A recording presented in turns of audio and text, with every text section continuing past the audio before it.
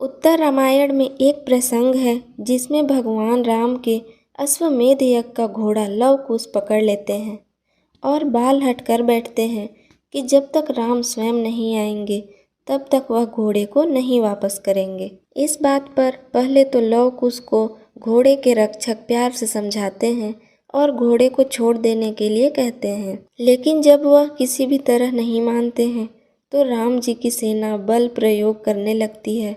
इसके बाद तो महासंग्राम आरंभ हो जाता है। लव कुश के बाणों से घायल होकर सेनापति अचेत हो जाते हैं। इसके बाद भगवान राम के छोटे भाई शत्रुघ्न सेना लेकर आते हैं और घोड़े को मुक्त करवाने की कोशिश करते हैं, लेकिन वह भी अचेत हो जाते हैं। शत्रुघ्न के अचेत हो जाने पर लक्ष्मण जी आवेश में आ जाते हैं और अश्व को छुड़ाने सेना लेकर महर्षि वाल्मीकि के आश्रम में आ जाते हैं। लक्ष्मण जी को मेघनाद को पराजित करने का अहंकार हो गया था, इसलिए लव कुश को अपनी शक्ति का बखान करके डराने की कोशिश करते हैं, लेकिन लक्ष्मण जी भी युद्ध में अचेत हो जाते हैं।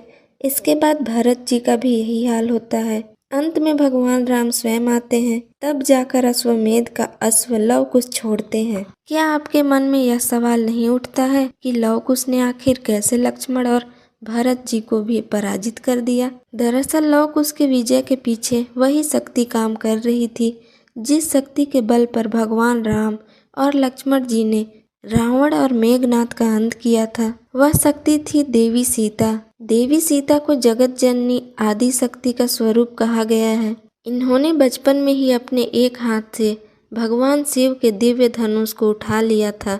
इसी को देखकर जनक जी ने स्वयंवर के लिए शिव जी के धनुष पर प्रत्यंचा चढ़ाने की शर्त रखी थी। देवी सीता भगवान राम को मन ही मन पति मान चुकी थी, इसलिए स्वयंवर में देवी सीता की इच्छा के अनुसार भगवान राम धनुष भंग कर पाए।